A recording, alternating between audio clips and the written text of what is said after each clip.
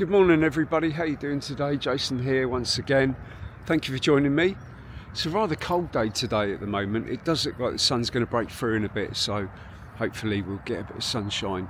We're up in the field where we were last week when I filmed the little video of myself and Tia walking around, and the weather was gorgeous then, wasn't it? So we're in that field, but we're going to go exploring a little bit further today. Hopefully Tia can make it. I don't know whether you can see her just coming out of the grass here in the bushes. What are you doing, Tia? Yes, so we're going to go for a little explore of Swadeling's finest areas. So I suppose it's going to be a little bit of a combination of maybe an urban walk and a bit of river walking, which is quite nice. You've got a bit of everything around here, I suppose. So we are going to attempt to do that. I'm going to attempt to film it and control Tia at the same time, which is not always going to be an easy thing.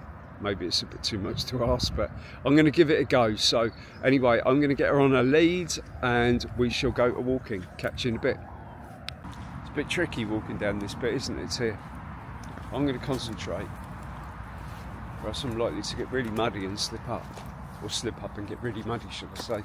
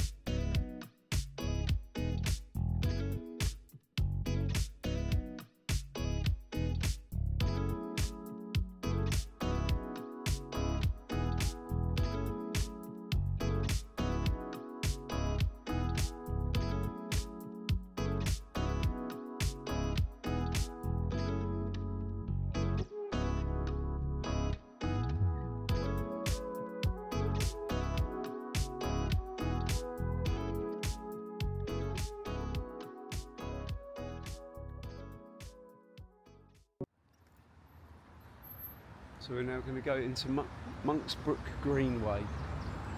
On with Tia. Try and navigate this gate. Okay.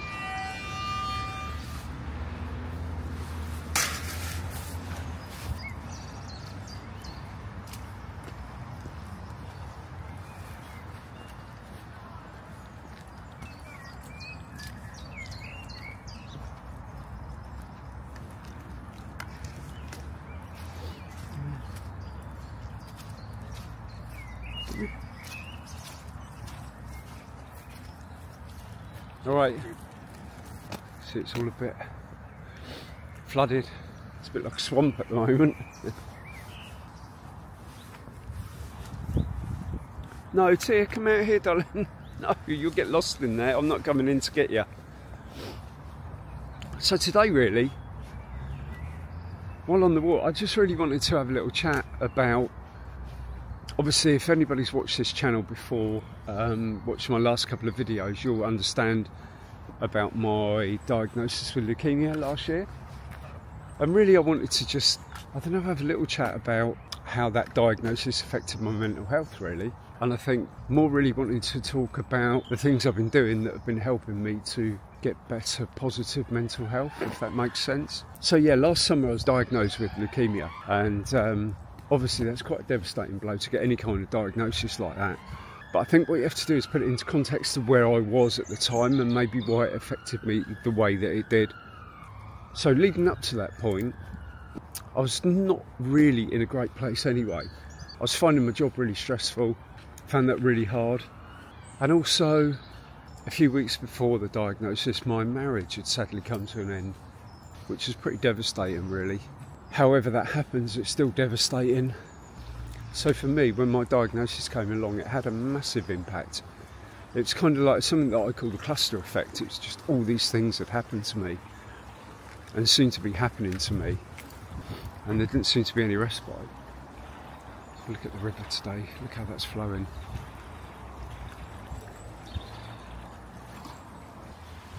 So for me at that time, it had a massive impact really. I found myself sort of spiralling into this situation of desperation really.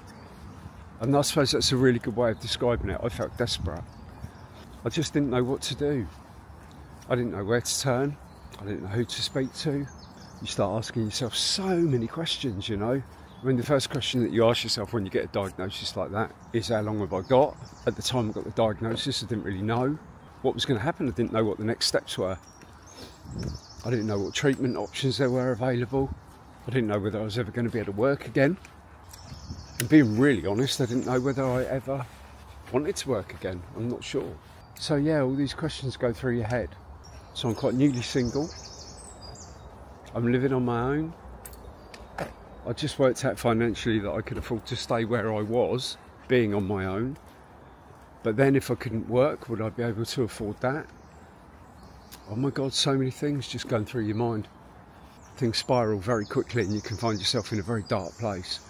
I mean, I have to say, you know, I have been really lucky. I've had the blessing of some beautiful friends, some really kind people that have really looked out for me, really supported me, stayed in contact with me, even when it might have been difficult for them to do so really. But it's been pretty amazing in that sense. But yeah, for a little while it was quite dark. And then I suppose all the practical things kick in, don't they?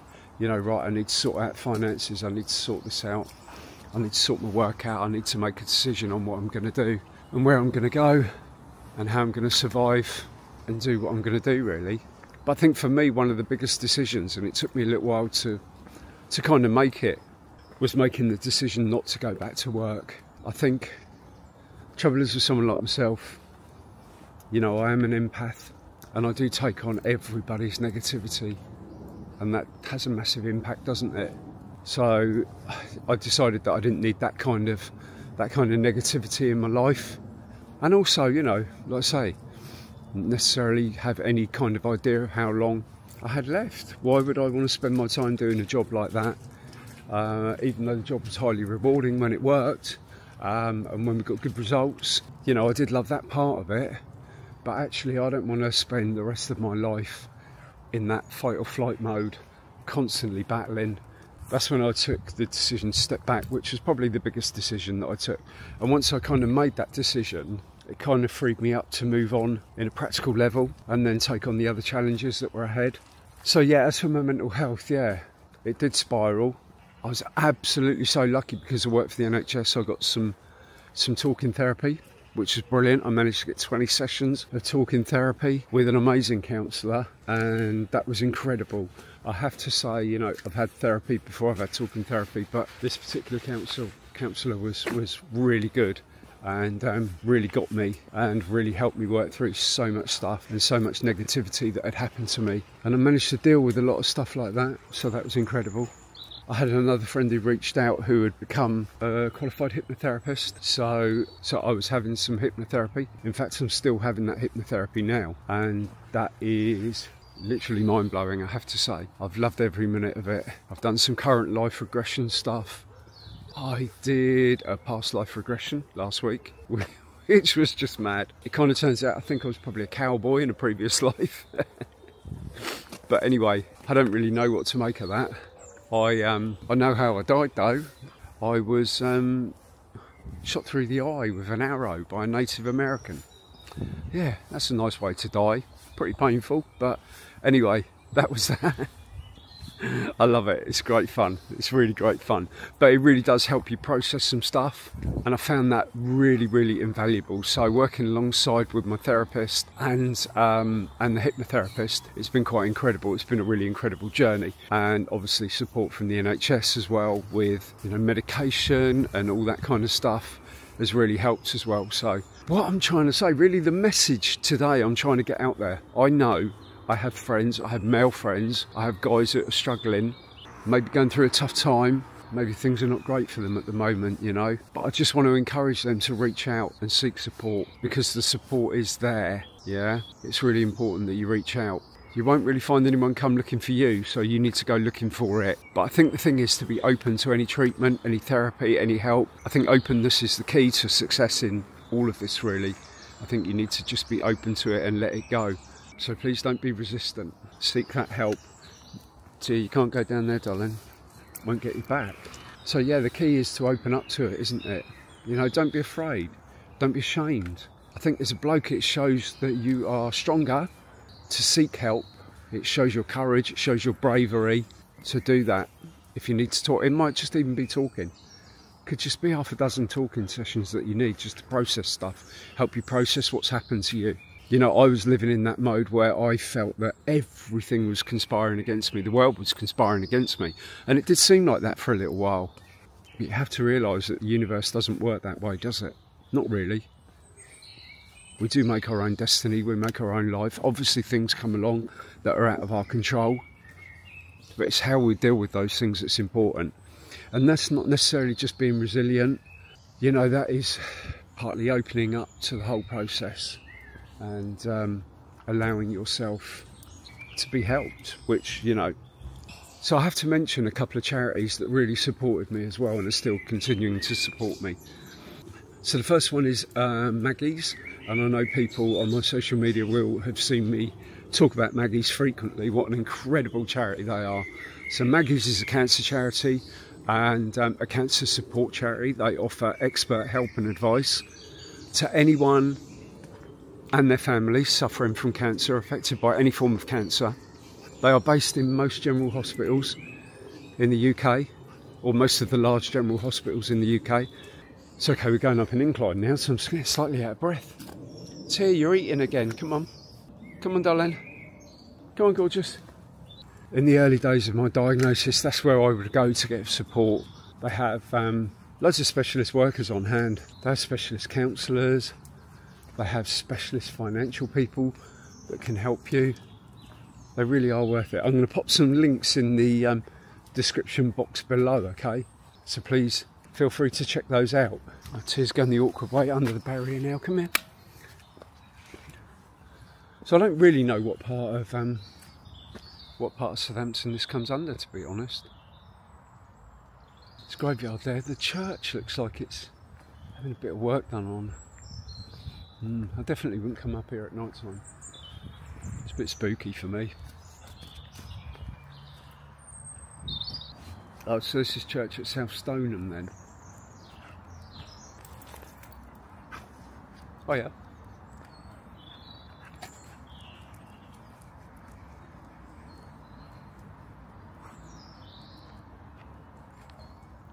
Okay, so St Mary's Church at South Stoneham. Place of prayer, worship, community and pilgrimage since the 12th century. I don't look like there's a lot going on here today, does it? It looks like it's having a bit of work done. It looks fairly shut down. Let's move over this way too, because we're in the middle of the road.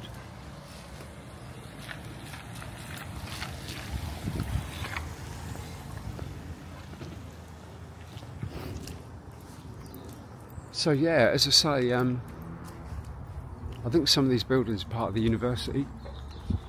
Looks like there's a gym in there. Let's get off the road, it's a bit dangerous, isn't it? So yeah, Maggie's really helped me in the early days of my diagnosis.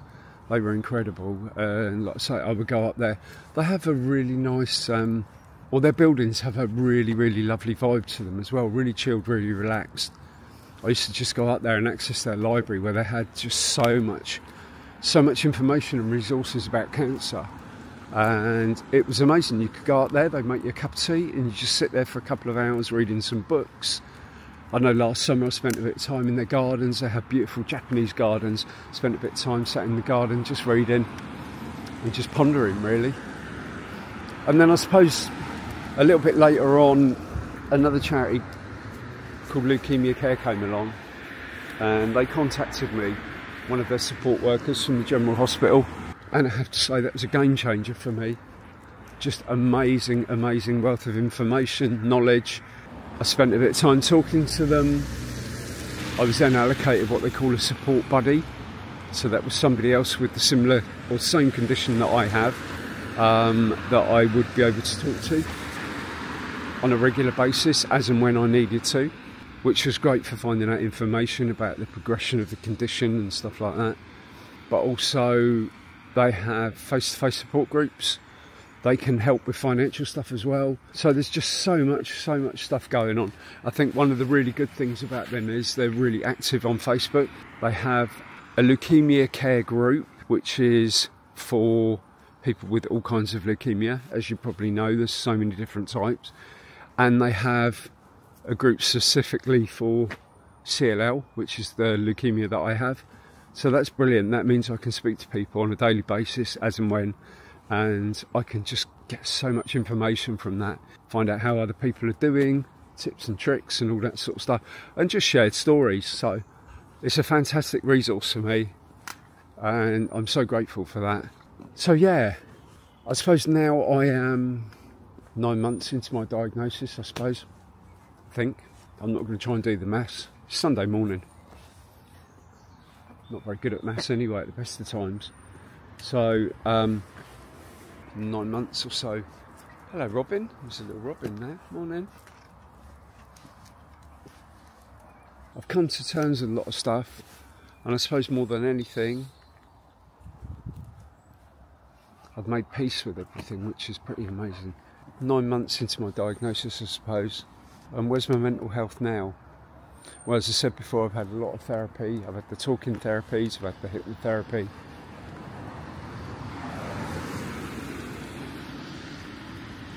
And I suppose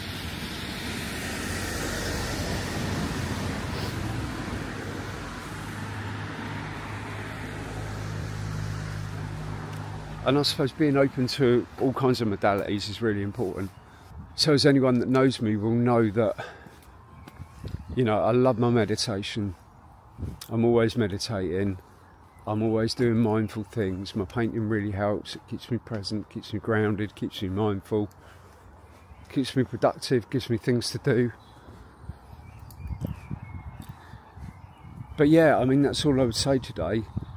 You know, as men, we do get affected by mental health, even though a lot of us won't admit it. It can be really challenging to deal with. We can bottle it up, we can keep it to ourselves, and we don't talk about it and we don't share it.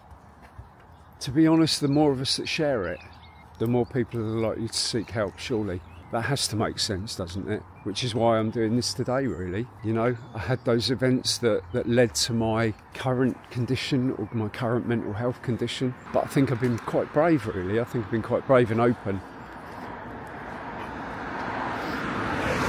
And I know some people don't share about their thoughts, their feelings, or even their physical illnesses. But for me, if sharing helps one person to come forward and seek help, even if that's just to talk, invite your mate for a cup of coffee, you know. I think as blokes we always do that thing, don't we? If we meet another bloke, it's always got to be at the pub. We do it doing blokey things, don't we? We meet up at football, all those kind of things. Sometimes, you know, just meet up, go for a coffee, have a chat, just actually sit there and talk. Because I think that's what we do as blokes. When we do the blokey things, we don't really talk, do we? And I think that's part of it. We try and hide, shield ourselves from that. So anyway, that's just my simple message from today's video.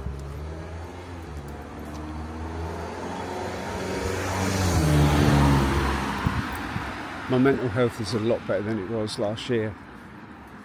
I'm in a really good place, so to speak. But it is always a work in progress, and we need to keep working on ourselves. Yeah. Hope you enjoyed the walk today anyway. I'm a bit puffed out. It's the longest walk I've done for a long time, to be honest, where I get fatigued so quick. But Do you know what? I just thought, I woke up this morning, I thought it's a bit chilly out there, it looks a bit drab.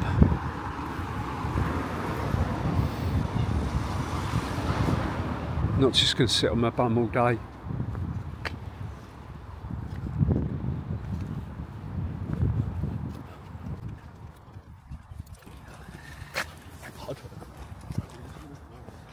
So this way then train station. Lovely little station, this one.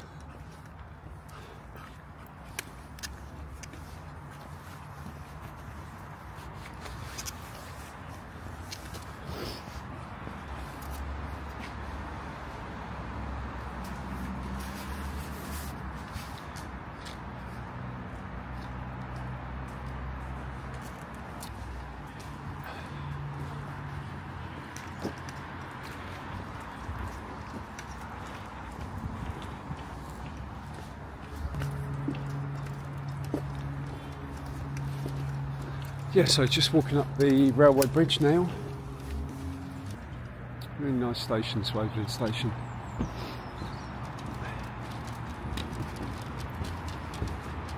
For some bizarre reason I always think she's going to pull me off the bridge, which is kind of impossible really. So yeah, looking down the railway line there. I do like it. It's a nice little station.